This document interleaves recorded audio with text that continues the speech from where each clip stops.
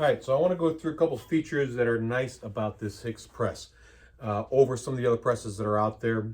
This thing is a tank as far as durability and keeping things registered and doing the job it's supposed to do. What's nice about it is everything was machined instead of hand done and building it, so I can literally take off a head, put it on the head of another station, and it will still register, which is great. It's also, not that you're going to do that, but when we've done that going to shows, we've registered it at the shop and then taken it down, put it back together off site, and it's still registered. The other thing that's nice is this is an all heads down press. So all the heads can go down and they snap into place just like it would be for a single head. So it's very nice and tight tolerances. The other thing that's good about this press is it has sidebar clamps instead of rear clamps. A rear clamp puts a lot of tension on the screen as you're lifting up and down at those joints. So having a sidebar clamp holds the screen much more secure, prolongs the longevity of your screens, doesn't create any twisting, so it's great and it holds it in there much better. These are also shock assisted, so it's not a spring where it's going to pop up. It's a shock, so it comes up nice and easy. Same with coming down. It also has great micro adjustments. Any micro adjustment on any press you're gonna have to get used to, but with this one, with the sidebar clamps, you got gross adjustment, moving it back and forth and putting the screen up and down. So that's your gross adjustment, and then you have your fine adjustments by undoing the clamps or undoing the locks here and making your other adjustments to tilt it, move it left or right, up and down. The arms then, it is a heavier press, but it does lock into position. These are aluminum pallets. They are not fiberboard or wood or anything else. So even if these get left underneath the flash dryer after a while, you didn't ruin them. It's not good to do that, but it doesn't ruin them right away. The pallets do get warm with a flash cure, which is also nice because it helps get the shirt up to temperature and flash it that much faster. We don't do that much on the small press for long runs. We do that on the automatic. A couple other nice features on here. It has this the neck on it, so it makes it easy to lay the shirt on there, make sure it's centered and the depth that you want it. I typically line up with the hem hanging off. The pallets, there's two hand screws on the bottom here.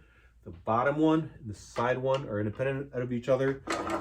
And I'm going to slide that on, and I want to make sure all heads are at the exact same location, because the worst thing you can do is print on a couple heads, start rotating the press around, and then one pallet's out of alignment, and then you cut off some of the prints. So when we put the pallets back on, I will line it up so that this bolt right here is right at the edge of the arm. The outside edge of this bolt right there is at the outside edge of the arm. And I want to make sure all of them are set up the same way. And for this press, and when we burn screens, that's a good location. When I put it on there, I hold it in place. I tighten down the side clamp first, because that's going to lock it in so it's not twisted. And then the bottom clamp pulls it down tight to the arm. If you do it the other way, then you're going to pull it down tight to the arm. But if it's not locked in there with a twist, if it's locked in there with a twist, then all your shirts are going to be crooked. The other nice thing about this press are the sleeve prints. The sleeve prints on here are nice because it's easy to make the adjustment. I have right now a short sleeve palette on here. This was actually a hat palette originally. We use this solely for masks, specialized placements, sleeve prints.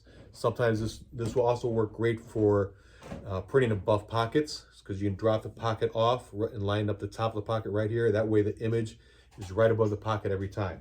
So above pockets work great. Otherwise, it's a short sleeve print.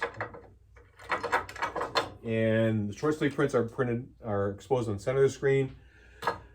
Line it up here, lock it down, and we just drop the edge of the shirt, the hem right off the edge. That way we know it's going to be straight to the sleeve. That's for a short sleeve, works great for that. Long sleeve is also very similar. You just slide this onto the bar. We've got a long sleeve. These are nice because they can be tilted if they need to. They can move up and down. We don't typically do that. Everything's locked in. It's in a good placement right now. When I put these on, I want to set it up so that I'm going to put the neck of the shirt on first. A lot of times people think, well, you put the bottom of the sleeve and slide it on there. That's too tight. The cuff is too tight. So you want the neck on there. It's faster. Slide that on. Place it so that the image is going to fall between the shoulder and the bottom of the hem, so it's centered on there unless otherwise asked. We can get into the whole placement as to whether it reads up or down. We're not going to do that right now. But this is great for long sleeves and also for sweatpants. So the other thing that's nice about this press is, we've talked about it before, I believe, when it comes up, it doesn't just do this. It comes up first and then rocks back, which means it doesn't smear off the print. It lifts straight up for the first inch or two and then tilts back. That's a big perk on a manual press. Otherwise, it's a good workhorse. This one's over 30 years old and still works great. And the only thing we replace once in a while are the shocks. A little cumbersome sometimes, but that would be another instructional video. Otherwise, you can figure it out. All right, good luck.